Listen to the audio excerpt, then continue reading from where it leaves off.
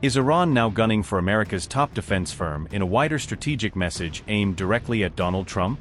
Pro-Iran hackers have reportedly stolen sensitive data tied to U.S. engineers stationed inside Israel. Leave Israel within 48 hours or face the consequences. Are hackers now directly threatening Lockheed Martin's engineers? After back-to-back cyberattacks on Lockheed Martin, are America's critical weapons systems now at risk of exposure? Trump may be pushing for peace in private, but in his latest public rant, he says Iran is begging for a deal. Top American defense contractor Lockheed Martin has reportedly been breached by a pro-Iran hacking group. Lockheed Martin's critical internal data was reportedly accessed by the hacking group known as Handala. The pro-Iran group allegedly obtained data on 28 senior American engineers stationed in Israel.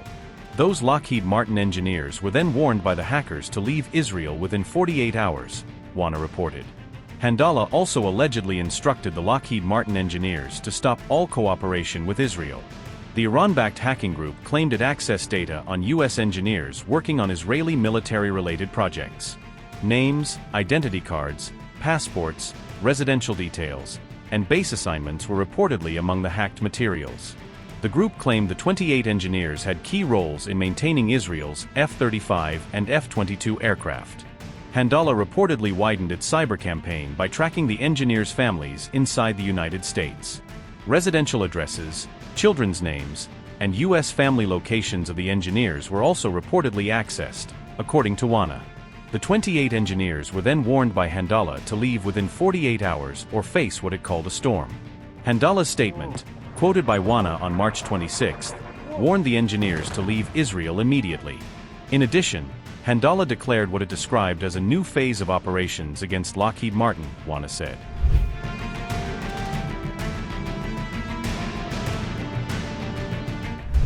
The U.S. defense firm also faced another reported cyber incident involving a separate pro-Iran hacking group.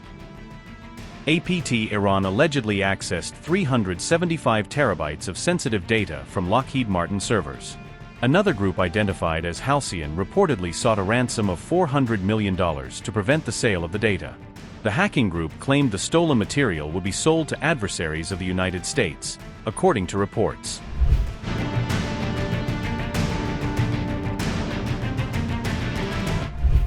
This is not the first time a hacking group has openly challenged Trump and his ally Benjamin Netanyahu. The pro-Iran Handala hackers previously claimed that maps and coordinates of Israel's power infrastructure had been breached. The Handala group also released map details and coordinates for several major Israeli energy locations. Even layouts and transmission data used in Israel's water and power systems may have been accessed. The hacking group allegedly breached parts of Israel's energy systems linked to power stations and solar facilities. The same pro-Iran hacker group further claimed that Iran would respond if any of its power plants were attacked. The increase in hacking activity followed earlier warnings from Trump about striking Iran's energy infrastructure. But the U.S. president later paused those strike plans for several days as ceasefire efforts began. However, Washington's diplomatic efforts may be faltering as Iran continues its military retaliation. Mojtaba Khamenei reportedly rejected Trump's peace proposal aimed at ending the Middle East war. However, on March 26, Trump claimed reports that Iran had rejected his peace plan were fake. The U.S. president also alleged that it was Iran, not Washington, that was begging for a deal. This morning I want to give an update on the Operation Epic Fury, which is an appropriate name because we are absolutely obliterating them. Over the past 3 weeks, we've been hitting Iran's military capabilities at a level that few people have ever seen before. People never knew there was such a capability. We have the strongest military anywhere in the world by far. I built it during my first administration, and I used it during my second administration. Unfortunately, because I'd rather not have to use it. But it's a display of force and precision and skill like nothing the world has really witnessed, although you got a pretty good witnessing of it in Venezuela also. That was a smaller version of what we're doing now. We're crushing their missiles and drone stockpiles, destroying the defense industrial base. We've wiped out their Navy completely, their Air Force completely. We've wiped out a large percentage of their missiles. And the missile launchers, without the launchers, the missiles don't do any good. And we've knocked out probably close to 90% of the launchers, probably more than 90% of the missiles themselves. Between some they fired and more than they fired, we knocked out. We've also destroyed a lot of the factories. We're continuing to do that, but a lot of the factories where they manufacture the drones and the missiles. The drones, too, are way down, but the reason they're down is they go one way and they don't come back, because for the most part we're shooting them down. But we also are able to, we've really done tremendous damage to the places where they make them. And just so we set the record straight, because I've been watching the Wall Street Journal's fake news and all these stories that get printed like, oh, I want to make a deal. They are begging to make a deal, not me. They're begging to make a deal. And anybody that saw what was happening over there would understand why they want to make a deal. But they say, oh, we're not talking to them. Anybody would know they're talking. And only a total fool. And they're not fools. They're very smart, actually, in a certain way. And they're great negotiators. I say they're lousy fighters, but they're great negotiators. They are begging to work out a deal.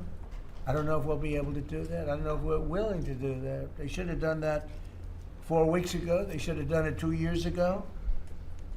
Or they should have done it when we first came into office, because 2 years ago they had free reign under Biden. Sleepy Joe, worst president in the history of our country.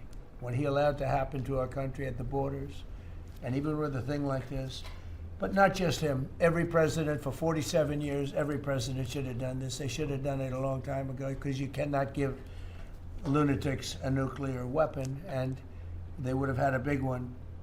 It stopped really when we did the B-2, but even before that, the Barack Hussein Obama, what he did where he gave them the Iran nuclear deal, gave them free will toward a nuclear weapon. Basically, he chose Iran over Israel and others that didn't want him to do it. But I terminated that deal. Had I not terminated that deal, you would have had a nuclear weapon years ago, and it would have been used, guaranteed. And one of the reasons you know about the guarantee is because their neighbors were sort of like bystanders. They weren't involved very much. They didn't choose heavy sides. They didn't want to, because people were concerned with Iran. There was a big black cloud over the Middle East. They were concerned, but all of a sudden the war starts, and they start shooting at these five, in particular, 5 countries. They start shooting at Qatar, Saudi Arabia, UAE, Kuwait, Oman. They start shooting at them, and everybody was shocked, including us. You know why? Because they're sick, and they had a plan to take over the Middle East. And some of those missiles that were shot at them were locked long before we even started this process. They were locked and loaded and aimed at those countries. They wanted to take over the Middle East. But we happened to come along, so it wasn't so easy. So right now their Navy is sunk in the largest elimination of a foreign Navy that has taken place, maybe ever, but certainly since World War II. Their Air Force is gone. Their anti-aircraft and communications capabilities are totally dismantled. And one of the problems they do have when they deal with us is we deal with people, and the people aren't able to communicate with anybody else. So, because all of their leadership has been gone. The first level is gone, and they met to pick a new level, and they're gone. They're all gone because they didn't make a deal, and because they're sick people. They're really sick. They're really sinister, sick people. And if anybody thinks it was okay to have a group of people like this to have nuclear capability, nuclear weapons, and if we didn't attack with the B-2 bombers, they would have had a nuclear weapon within 2 weeks of that, maybe 4 weeks. But between 2 and 4 weeks, they were planning to have a nuclear weapon. If we didn't hit them at that time with the B-2 bombers, and one of the great air raids in history, maybe the greatest. Dark at night, no moon, no light. Every single bomb hit its mark and just obliterated that place. So it's now buried deep under earth. And it was an amazing thing, but they would have a nuclear, and they would have used it without question. And you know that because why did they shoot all these countries that weren't even really involved with them? They weren't involved. They had no big problems because they're sick. because they want to take over the Middle East, not just Israel. Certainly Israel would have been the first on their list. They would have used nuclear weapons, a nuclear, you don't need too many of them, but they would have used a nuclear weapon on Israel, and they would have used it on the neighbors, and then they would have come after us. And if we had a weak president, they would have done great damage, but fortunately you don't have a weak president.